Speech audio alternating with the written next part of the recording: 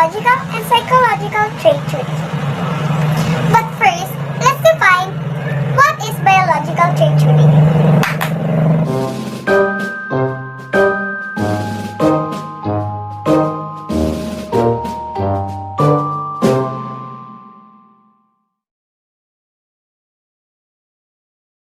Biosocial theory physical, environmental, and social conditions work in concert to produce human behavior. There are four types of biosocial theory.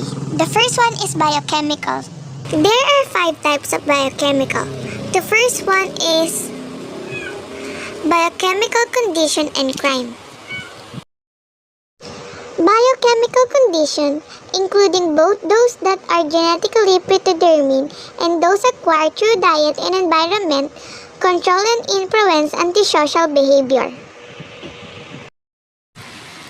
Common food additives, calcium proponate, which is used to preserve bread, have linked to problem behaviors. Commonly used medicines, research linked sildenafil or Viagra with aggressive and violent behavior. Early exposure of the brain to alcohol may short-circuit the growth of brain cells, impairing the learning and memory process that protects against addiction.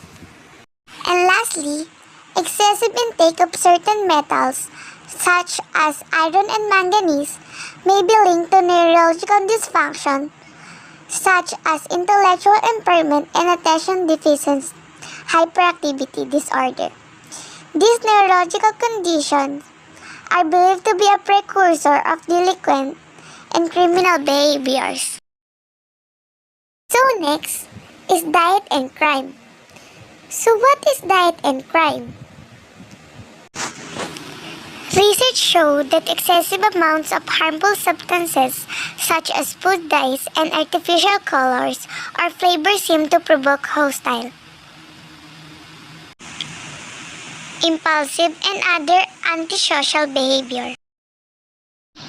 And the next one is glucose metabolism or hypoglycemia.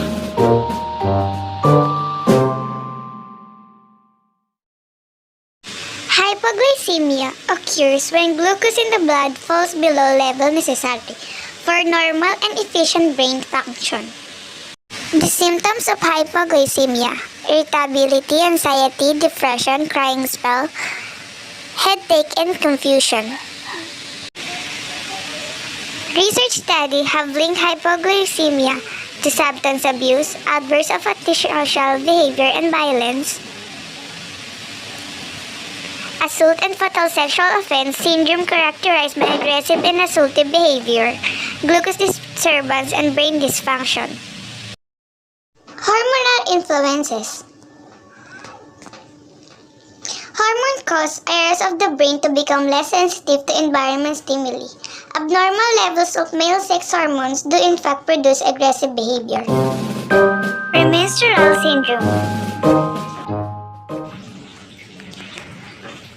The onset of the menstrual cycle triggers excessive amounts of female sex hormones, which affect antisocial aggressive behavior.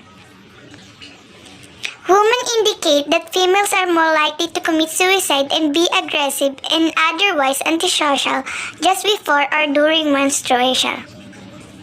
There is, in fact, an association between elevated levels of female aggression and menstruation.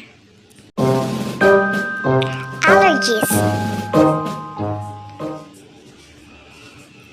Allergies are defined as unusual or excessive reaction of the body to foreign substances. And the next biosocial types is neurological condition and crime. Neurological is the study of the brain activities.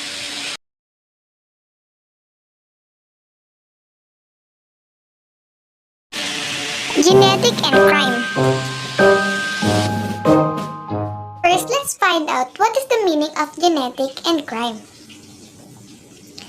Early biological theories believed that criminality ran in families, although research on deviant families is not taken seriously today. Modern biosocial theories are still interested in the role of genetics. Some believe antisocial behavior, characteristic, and mental disorder may be inherited. Next naman yung discuss natin is psychological trait theory. So, what is psychological trait theory?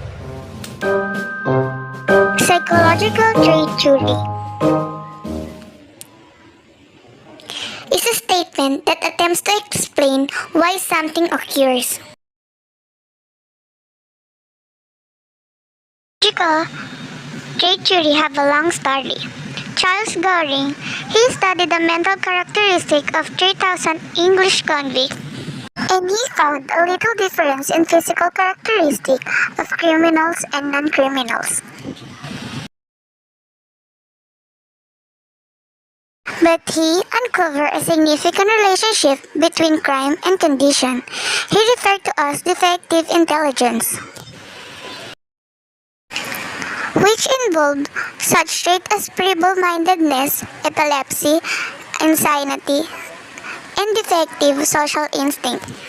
Turing believed criminal behavior was inherited and could therefore be controlled by regulating the reproduction of families who produce mentally defective children.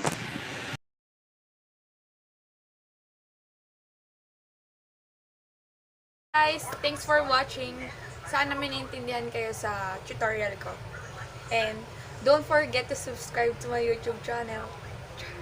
Char.